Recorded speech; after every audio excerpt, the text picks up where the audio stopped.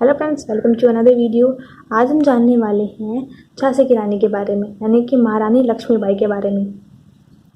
महारानी लक्ष्मीबाई जिन्हें बचपन में मणिकर्णिका के नाम से जाना जाता था। मणिकर्णिका, उन्हें सभी लोग मनु के नाम से भी जानते थे। इनका जन्म वाराणसी में हुआ था। वाराणसी में 19 नवंबर 1828 को इनका जन्म हुआ था।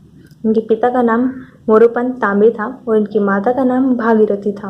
इनकी माता जो थी वो बुद्धिमान थी और धर्मनिष्ठ स्वभाव की थी। जो इनके पिता थे वो पेशवा बाजीराव के यहाँ काम करते थे।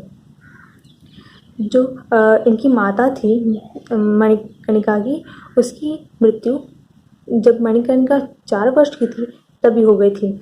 तो घर पे उन्हें संभालने के लिए कोई भी नहीं था, तो इसीलिए जो उनके पिता थे वो उन्हें अपने साथ दरबार में लेके जाया करते थे। तो वहाँ जो लोग थे वो सभी लोग उसे छबीली के नाम से जानते थे।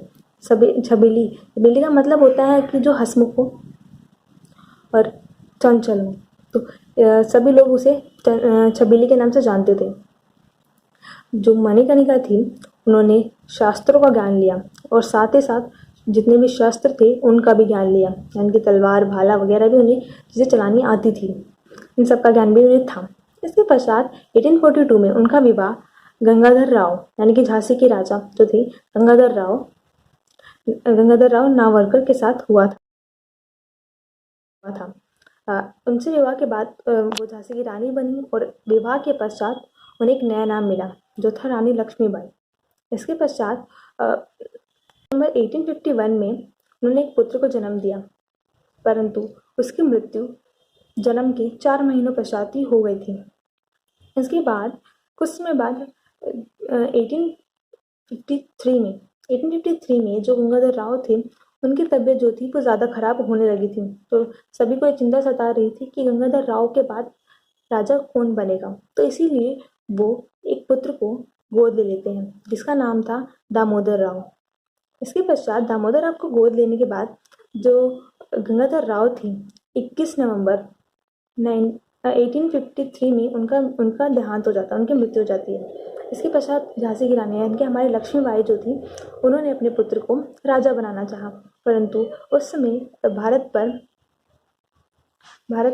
ब्रिटिश का राज चल रहा था, औपनिवेशिक था भारत उनका। उस समय पर वहाँ या भारत के गवर्नर जनरल जो थे वो थे लॉर्ड डलहौजी। और डलहौजी